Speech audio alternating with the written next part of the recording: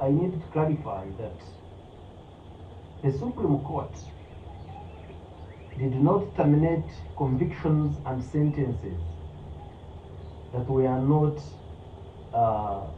being challenged in other courts of law.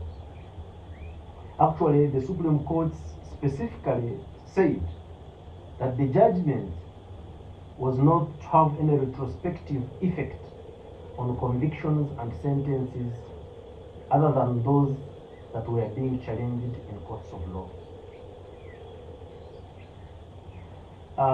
Personally, with the greatest respect to the Supreme Court of Uganda, I think that was erroneous. Having found that the court-martial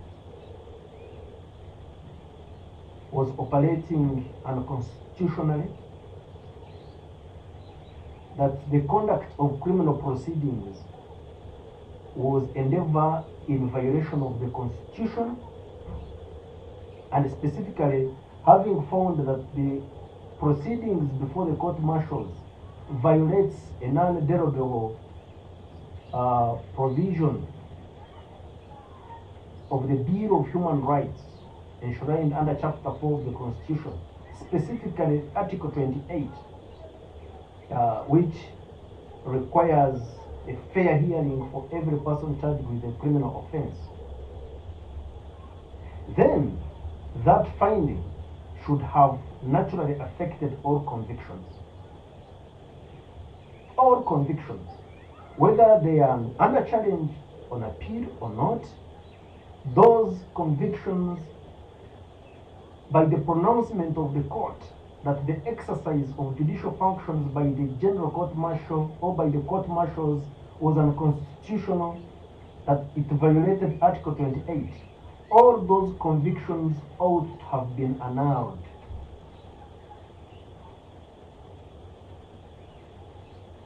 There is absolutely no justification for saving a conviction, for saving a sentence, or for saving any proceedings which a court of law has found that such were mounted or imposed through the violation of the Constitution of Uganda. Moreover, the violation of non-derogable articles within the Constitution of the country. No. So to me, the saving of those convictions and sentences was a regrettable oversight by the Supreme Court. And illegality has no place in law. Now, a violation of Article 28 of the Constitution is not mere an illegality. It is a violation of the Constitution, which the Constitution itself under Article 44 says should never happen.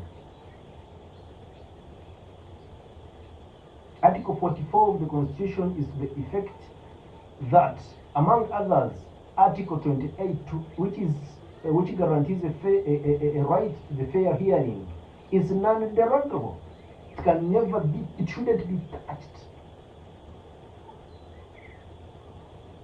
So if the finding of the Supreme Court, as emphatic as it is, was that the proceedings in the court-martials violated Article 28 of the Constitution, then it should have gone without saying that everything done by the court-martials in violation of Article 28 was unconstitutional, was illegal, and was null and void. So every conviction should have been set aside, should have been annulled,